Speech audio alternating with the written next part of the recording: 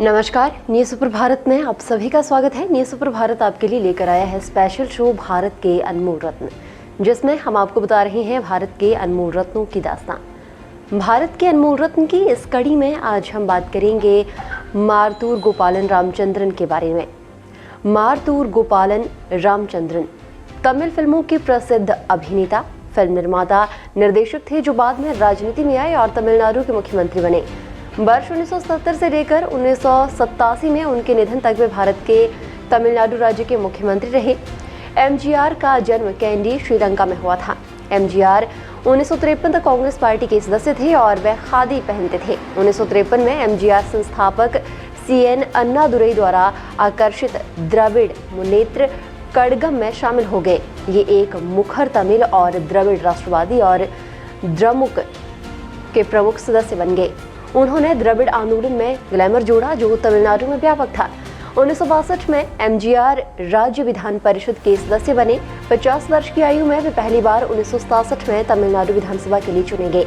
अपने गुरु अन्ना दुराई की मृत्यु के बाद एमजीआर मुथुवेल के बाद 1969 में डीएमके के कोषाध्यक्ष बने। आपको बता दें कि अन्ना द्रमुक तमिलनाडु में 1977 तक विधानसभा चुनाव लड़ा। चुनाव एडीएमके, डीएमके, भारतीय राष्ट्रीय कांग्रेस और जनता पार्टी के बीच 4 चुनावों की लड़ाई थी। एडीएमके ने भारतीय कम्युनिस्ट पार्टी के साथ गठबंधन किया, जबकि आईएनसी और भारतीय कम्युनिस्ट पार्टी के सहयोगी के रूप में चुनाव लड़ा।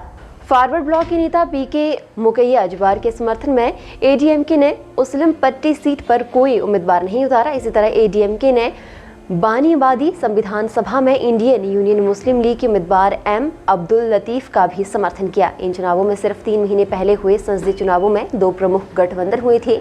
एडीएमके ने एडीएमके आईएनसी सीपीआई गठबंधन का नेतृत्व किया और डीएमके ने डीएमके एनसीओ जेएनपी सीपीएम गठबंधन का नेतृत्व किया। लेकिन संसदीय चुनाव के बाद के महीनों में ये गठबंधन जो थे वो टूट गए। एआईएडीएमके गठबंधन ने 234 में से 144 सीटें जीतकर चुनाव जीता और एमजीआर तमिलनाडु के मुख्यमंत्री बने। राष्ट्रीय ध्वज के साथ एमजीआर चंद्रन की राजदूत कार एक बार जब वे तमिलनाडु के मुख्यमंत्री बने तो उन्होंने सामाजिक विकास, विशेषकर शिक्षा पर बहुत जोर दिया। उनकी सबसे सफल नीतियों में से एक मध्याह्न भोजन योजना का रूपांतरण था, जिसे लोकप्रिय कांग्रेस के मुख्यमंत्री और किंग मेकर के कामराज द्वारा शुरू किया गया था, जो पहले से ही कमजोर वर्ग के बच्चों को सरकार में एमजीआर की पोषक भोजन योजना में शामिल होने के लिए प्रोत्साहित कर रहा था। तमिलनाडु में चल रहे और सहायता प्राप्त स्कूलों को संतुरई जोड़कर एक पौष्टिक शर्करा युक्त आटा गुलगुला, ये योजना रुपए की लागत पर थी। बिलियन और 1982 में लगाया गया था। राज्य के 1,20,000 से अधिक बच्चे लाभान्वित हुए थे। उन्होंने महिला स्पेशल बसें भी शुरू की थी। उन्हें राज्य में शराबबंदी और पुराने मंदिरों और ऐतिहासिक स्मारकों के संरक्षण की शुरुआत उन्होंने की। अंततः राज्य की पर्यटन आय में वृद्धि हुई। उन्होंने MGR primary and higher secondary school नामक कोडम्बकम में सिनेमा टेक्नीशियनों के बच्चों के लिए एक निःशुल्क स्कूल की स्थापना की, जिसने 1950 के दशक में मुफ्त मिड डे मील प्रदान किया। 1987 में उनकी मृत्यु के बाद बेसी राजगोपालाचारी और के कामराज के बाद भारत रत्न प्राप्त करने वाले तमिलनाडु राज्य के तीसरे मुख्यमंत्री बने। पुरस्कार का समय विवादास्पद था और इस तथ्य के कारण कि ये उनकी मृत्यु के बाद इतनी जल्दी दिया गया था और उन्हें पुरस्कार के केवल 11 साल पहले मुख्यमंत्री के रूप में चुना गया था।